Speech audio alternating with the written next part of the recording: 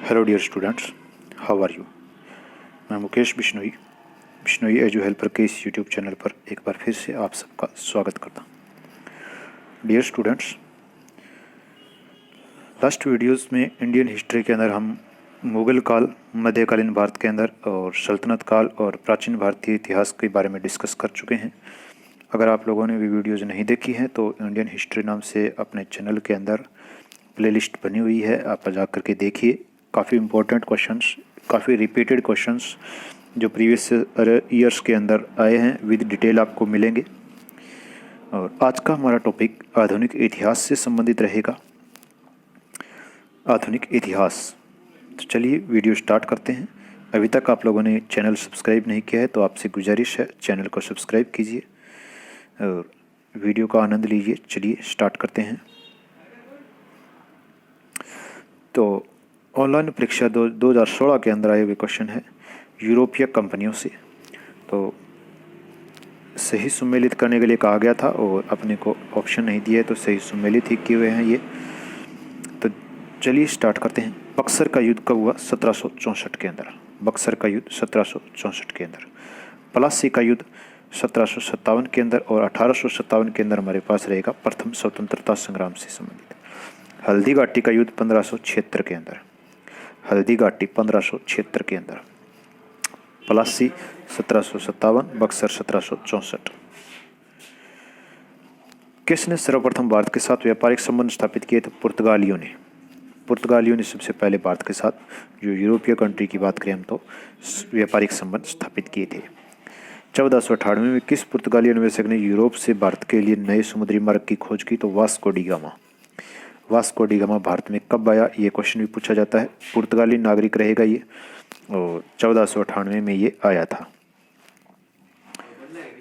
भारत की तरफ आने वाले समुद्री मार्ग की खोज किसने की? वास्को डी गामा ने। ये भी रिपीटेड क्वेश्चन है, बिल्कुल थोड़ी सी लैंग्वेज चेंज के साथ, तो इसीलिए आपको रिपीटेड क्वेश्चन की सीरीज कराई जा रही है। वाड़ीवाश के युद्ध में इंग्लिश सेना ने किसे हराया था? तो वाड़ीवाश के युद्ध में इंग्लिश सेना ने फ्रांसीसियों को हराया था। नेक्स्ट है, फ्रेंच ईस्ट इंडिया कंपनी ने पांडिचेरी किससे प्राप्त किया? तो बीजापुर के सुल्तान से इन्होंने पांडिचेरी को प्राप्त किया था। किसने? फ्रेंच ईस्ट इंडिया कंपनी ने। फ्रेंच ईस्ट इंडिया कंपनी ने पांडिचेरी जो है बीजापुर के सुल्तान से प्राप्त किया। नील, मसाला, मलमल, सूती वस्त्र में से सर्वप्रथम किस वस्तु को यूरोपीय बाजार के लिए जो भारत से प्रोत्साहित किया गया था? तो मसाला जो सबसे पहले भारत से यूरोपीय देशों में जाता था, लेकिन एक टाइम ऐसा आया मसाले की जगह फिर नील और जो सूती वस्त्र जो है उनकी डिमांड ज़्यादा हुई। तो सर्वप्रथम अगर बात करें तो मसाला जो है यूरोपीय देशों को जाता था। किस निर्णायक युद्ध ने भारत में अंग्रेजों के प्रभुत्व को संस्थापित कर दिया था? तो बक्सर के युद्ध ने। बक्सर का युद्ध जो 1764 के अंदर था, इसने भारत के अंदर जो ब्रिटिश शासन है उसकी नींव को रखने का काम किया था। और उसी के साथ जो प्लासी का युद्ध 57 के अंदर और बक्सर का युद्ध 64 के अंदर, एक ही परिवार के खिलाफ ये युद्ध हुए थे अंग्रेज़ों के। तो इनकी वजह से जो भारत के अंदर अंग्रेज़ों का शासन स्थापित हुआ था। किसने बक्सर की लड़ाई में अंग्रेजी सेना का नेतृत्व किया? तो हेक्टर मुनरो ने। हेक्टर मुनरो ने बक्सर और प्लासी दोनों की लड़ाई में ही अंग्रेज़ों का नेतृत्व किया था। इसके बाद इसको रिटायर करके वापस से इंग्लैंड भेज दिया गया था और जहां पर इसने आत्महत्या कर ली थी। तो हेक्टर मुनरो, बक्सर की लड़ाई में अंग्रेजी सेना का नेतृत्व इसने किया था। किस वर्ष ईस्ट इंडिया कंपनी पहली बार भारत में उपस्थित हुई? तो 1608 के अंदर पहली बार भारत के अंदर यह उपस्थित हुई और सन 1600 में इसकी स्थापना हुई थी। अपने शासन के दौरान अंग्रेज किसानों को बंगाल में क्या उगाने के लिए मजबूर करते रहे? जूट। पहले ये जूट उगाने के लिए मजबूर करते रहे और उसके बाद में नील के लिए मजबूर करते रहे। ईस्ट इंडिया कंपनी का गठन किस वर्ष में हुआ? तो 1600 ईस्वी में ईस्ट इंडिया कंपनी का गठन हुआ और भारत के अंदर इसका आगमन 1608 में हुआ।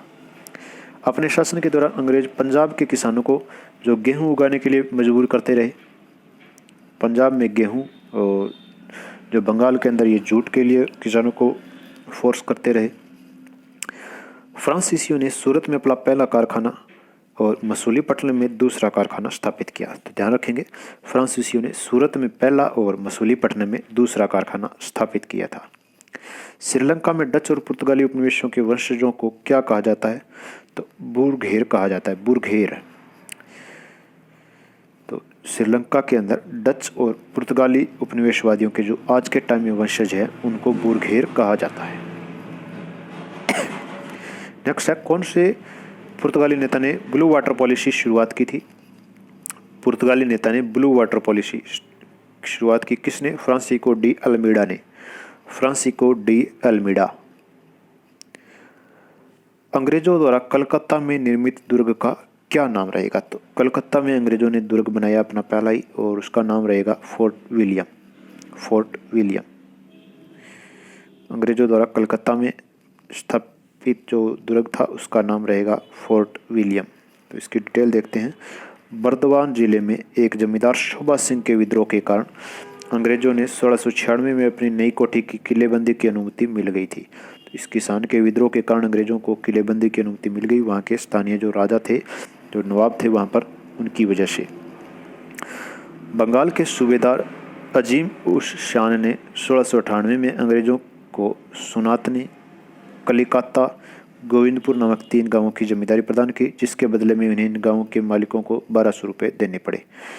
इंग्लैंड के सम्राट के सम्मान में उक्त किलेबंद व्यावसायिक प्रतिष्ठान का नाम विलियम फोर्ट रखा गया और सर चार्ल्स आयर इसका पहला प्रेसिडेंट बना।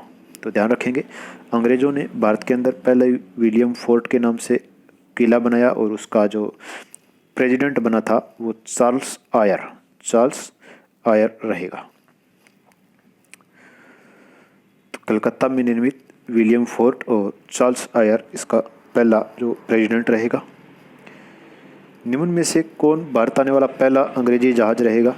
तो रेड ड्रैगन। याद रखेंगे, रेड ड्रैगन एक जहाज था, लेकिन भारत आने वाले जहाज़ों के बेड़े यानी कि बहुत से जहाज, काफ़ी जहाज उस टाइम भारत में आए थे। उन जहाज़ों के इकट्ठे जहाज चलते थे, क्योंकि अकेले ये शुरुआत के चरणों में नहीं चलते थे। इनको खुद को डर था कहीं कोई और जो समुद्री लुटेरे हैं इनको नुकसान ना पहुंचाए। क्योंकि चलिए, इसकी जो रियलिटी है वो हम फिर कभी डिस्कस करेंगे। आज का अपना टॉपिक पूरा करते हैं। तो अंग्रेज पहला भारत आने वाला जहाज रेड ड्रैगन रहेगा, लेकिन रेड ड्रैगन जो है हेक्टर नामक एक जहाज का बेड़ा था, उसके अंदर आया था। तो यहाँ पर ऑप्शनों के अंदर हेक्टर नहीं दिया हुआ है, तो रेड ड्रैगन रखेंगे, क्योंकि रेड ड्रैगन उसी जहाजी जो बेड़े थे उनके अंदर शामिल एक जहाज था। तो इसकी डिटेल में देखते हैं क्या कहता है। कैप्टन हॉकिंस के नेतृत्व में हेक्टर नामक पहला अंग्रेजी जहाज 1608 में सूरत बंदरगाह पर आकर रुका था तथा हॉकिंस ही वह प्रथम व्यक्ति था जिसने समुद्री मार्ग से भारत की भूमि पर कदम रखा था। इसलिए विकल्पों में हेक्टर नहीं है, तथापि रेड ड्रैगन उसी जहाजी बेड़े में शामिल था जिसमें हेक्टर जहाज था। अतः प्रश्नानुसार अभिष्ट विकल्प सी रहेगा। तो ध्यान रखेंगे, वास्तव में जहाज का नाम क्या था? हेक्टर, लेकिन हेक्टर ऑप्शन में नहीं दिया था, इसलिए इस हेक्टर नाम के जहाजी बेड़े में शामिल था रेड ड्रैगन। तो ये ऑप्शन हम मानेंगे। तो ध्यान रखेंगे, इसकी जो अलग से डिटेल दी गई है उसके बारे में भी थोड़ा सा। तो पहला अंग्रेजी जहाज जो है 1608 में सूरत के बंदरगाह पर आकर रुका था और हॉकिंस ही वह प्रथम व्यक्ति था जिसने समुद्री मार्ग से भारत भूमि पर कदम रखा था। तो रेड ड्रैगन और हेक्टर नाम से जहाज याद रखेंगे। अगर रेड ड्रैगन और हेक्टर दोनों ही दिए हुए हो तो हेक्टर के ऊपर आपका फोकस रहेगा, और हेक्टर ना हो तो रेड ड्रैगन जहाज जो है पहला समुद्री जहाज रहेगा भारत आने वाला। भारत में डच का सबसे पुराना उपनिवेश कहाँ था? तो डच सबसे पहले मसूलीपट्टनम में आए थे। भारत के अंदर डच सबसे पहले मसूलीपट्टनम। उनकी अन्य कोठियाँ जो पुलिकट, विमलीपट्टनम, चिनसुरा, कासिम बाजार, पटना और बालासोर रहेगी। ठीक है, तो लेकिन सबसे पहले 1605 में मसूलीपट्टनम रहेगा इनका। 1651 में मुगलों द्वारा बंगाल के किस स्थान पर ईस्ट इंडिया कंपनी को व्यापार करने की फैक्ट्री बनाने की अनुमति दी गई थी? तो कासिम बाजार, यहाँ पर 1651 में मुगलों ने बंगाल के जो कासिम बाजार इलाका था उसके अंदर ईस्ट इंडिया कंपनी को फैक्ट्री बनाने की अनुमति दी थी। इसकी डिटेल देखते हैं क्या कहता है। तो 1651 में मुगलों द्वारा बंगाल में कासिम बाजार और हुगली नामक स्थान पर ईस्ट इंडिया कंपनी को व्यापार करने और फैक्ट्री बनाने की अनुमति दी थी। और हुगली कलकत्ता के अंदर जूट की पहली मिल भी स्थापित हुई थी, ये भी अपने को ध्यान में रखना है। अंग्रेजों ने निम्नलिखित स्थानों पर जिस क्रम में अपने व्यापार केंद्र स्थापित किए उनका सही कालानुक्रम क्या रहेगा। तो सही कालानुक्रम क्या रहेगा, तो यहाँ से अपने को ध्यान में रखना है। सबसे पहले अंग्रेज जो है सूरत के अंदर आए थे। सूरत 2 ऑप्शन के अंदर दिया हुआ है। और इनके पास सबसे एंड में जो है बम्बई इनके नेतृत्व में आया था, क्योंकि बम्बई इनको पुर्तगालियों से मिला था दहेज के रूप में। तो ये ऑप्शन के हिसाब से भी आप ध्यान रख सकते हैं। तो सी ऑप्शन इसका राइट रहेगा। तो बम्बई, कलकत्ता, मद्रास, सूरत ये सभी इनके रहेंगे और मद्रास, बम्बई और कलकत्ता प्रेसिडेंसी शहर रहेंगे। तो इसका राइट ऑप्शन सी रहेगा। एक सेकेंड, चलिए सबसे पहले ये सूरत के अंदर आए, दोनों ऑप्शन रहेंगे। उसके बाद मद्रास, बम्बई ये इनको 1661 के अंदर दहेज में मिला था, लेकिन कलकत्ता जो है बहुत बाद में आया था इनके अंडर में। तो ये इस तरीके से अपने को याद रखना है। तो इसकी डिटेल देखते हैं क्या कहता है ये। अंग्रेजों ने अपने व्यापारिक केंद्र निम्न क्रमानुसार स्थापित किए। सूरत के अंदर ये 1613 में स्थापित किया, मद्रास के अंदर 1639 में और बम्बई के अंदर 1687 में, कलकत्ता 1698 के अंदर। बम्बई इनको दहेज में मिला था, ये बात भी अपने को ध्यान में रखनी है 1661 में। और व्यापार केंद्र कब स्थापित किया, 1687 के अंदर। निम्नलिखित में से कौन सा स्थान भारत में पुर्तगालियों का मुख्यालय था। तो पुर्तगालियों का मुख्यालय रहेगा गोवा। पहले गोवा के अंदर पुर्तगालियों ने जो प्रिंटिंग प्रेस का स्थापना भी यहीं की थी, गोवा के अंदर। तो देखते हैं इसकी क्या कहता है डिटेल। अल्फांसो द अल्बुकर्क द्वारा कोचीन को मुख्यालय बनाया गया था। सबसे पहले अल्फांसो द अल्बुकर्क द्वारा कोचीन को मुख्यालय बनाया गया था। 1530 में नीनो द कुन्हा द्वारा सरकारी कार्यालय कोचीन से गोवा स्थानांतरित कर दिया गया। इस प्रकार गोवा काफ़ी लंबी अवधि तक पुर्तगालियों का मुख्यालय बना रहा। तो कौन सा स्थान पुर्तगालियों का मुख्यालय था, गोवा। पहले कोचीन था, लेकिन कोचीन से फिर गोवा के अंदर इसको ट्रांसफ़र कर दिया गया था। अंग्रेज शासक चार्ल्स द्वितीय को किसकी राजकुमारी से विवाह करने के लिए बम्बई दहेज में दिया गया था। तो पुर्तगाल की राजकुमारी से विवाह करने के लिए बम्बई इनको दहेज में मिला था। किसको, अंग्रेज शासक चार्ल्स द्वितीय को पुर्तगाल की राजकुमारी से विवाह करने के कारण इनको बम्बई दहेज में मिला था। कब, 1661 में। 1687 में अंग्रेजों ने बम्बई के अंदर अपना व्यापारिक केंद्र स्थापित किया। नेक्स्ट है, भारत के लिए समुद्री मार्ग की खोज का श्रेय किसको दिया जाता है। तो पुर्तगालियों को दिया जाता है, वास्को डी गामा 1498। और यहाँ के स्थानीय शासक जमोरिन ने उसका स्वागत किया था, जबकि स्थानीय व्यापारियों ने उसका विरोध किया।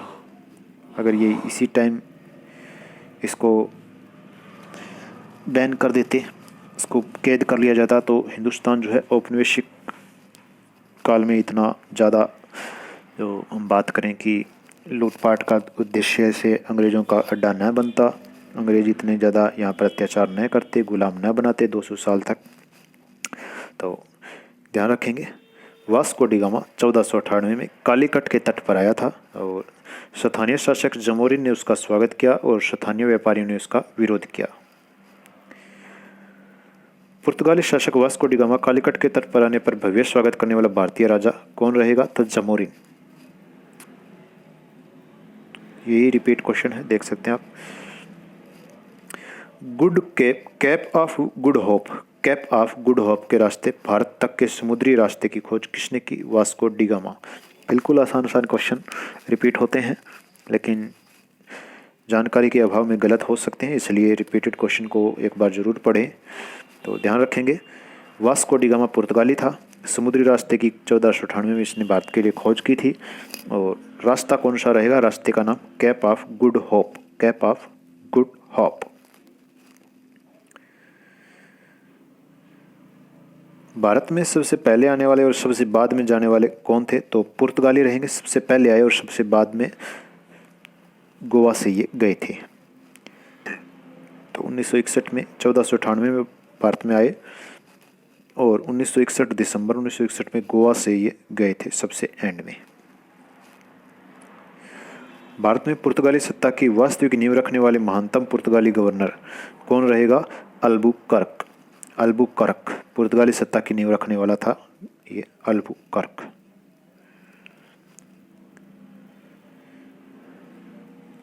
तो इसके जो इम्पोर्टेंट पॉइंट है वो देख लेते हैं हम। पुर्तगाली शक्ति का वास्तविक संस्थापक अल्बुकर्क रहेगा और 1510 में इसने गोवा जीता। 1511 में मलक्का पर नियंत्रण किया तथा फारस की खाड़ी में हरजुम पर अधिकार किया था। हरमुज पर फारस की खाड़ी में इसने, तो ये रहेगा अल्बुकर्क। तो इसी को ही वास्तविक संस्थापक हम मानेंगे क्योंकि काफ़ी इसने प्रयत्न किए थे भारत के अंदर पुर्तगाली शासन स्थापित करने में। तो पुर्तगालियों द्वारा कालीकट से ले जाए जाने वाले कालीकट के सूती कपड़े यूरोप में आमतौर पर क्या कहलाते थे? तो कालीकट के सूती कपड़े को आमतौर पर कैलिको के नाम से जाना जाता था। कैलिको याद रखेंगे। पुर्तगालियों द्वारा कालीकट से ले जाए जाने वाले कालीकट के सूती कपड़े यूरोप में कैलिको के कहलाते थे। कैलिको नाम से उनको जाना जाता था और कैलिको के अंतर्गत महीन से महीन मलमल से लेकर मोटे से मोटे मार्किन तक शामिल थे। मलमल और मार्किन ध्यान रखेंगे। मोटे से मोटे मार्किन और महीन से महीन मलमल सारे कपड़े वो लेके जाते थे और कैलिको के नाम से उनको जाना जाता था। गुजरात का शासक बहादुर शाह किसके साथ हुए संघर्ष में मारा गया? तो गुजरात का शासक बहादुर शाह जो है पुर्तगालियों के साथ संघर्ष में मारा गया था। तो क्या रहेगा? 1537 में गुजरात बंदरगाह के समीप जहाज का निरीक्षण करा था, पुर्तगालियों ने उसको मार दिया था।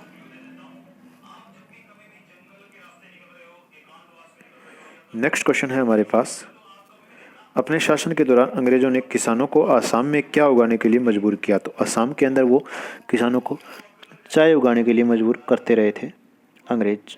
आज भी असम जो है चाय का अपने हिंदुस्तान के अंदर बहुत बड़ा केंद्र है। तो इसकी डिटेल देखते हैं। अंग्रेजों द्वारा अपनी साम्राज्यवादी नीतियों की पूर्ति, राजस्व एवं कच्चे माल की आवश्यकता की पूर्ति के लिए देश के विभिन्न भागों में कृषिगत उपायों का सहारा लिया गया। बंगाल में वे जूट, असम में चाय, गन्ना संयुक्त प्रांत में तथा मद्रास में और चावल उगाने के लिए मद्रास के अंदर वो मजबूर करते रहे। तो ध्यान रखेंगे, बंगाल के अंदर जूट, असम के अंदर चाय, संयुक्त प्रांत के अंदर गन्ना और मद्रास के अंदर चावल।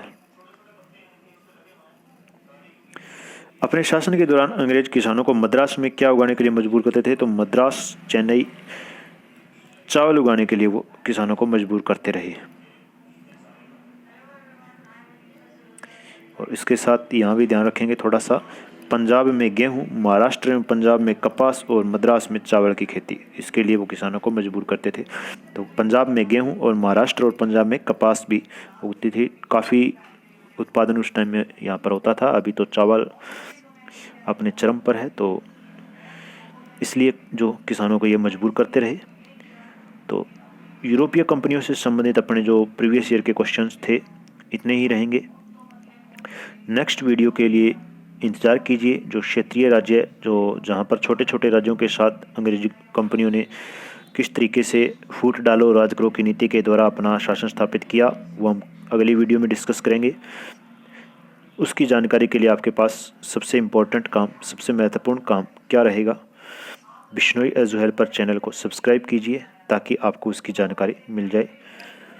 तो इसी के साथ जय हिंद, जय भारत।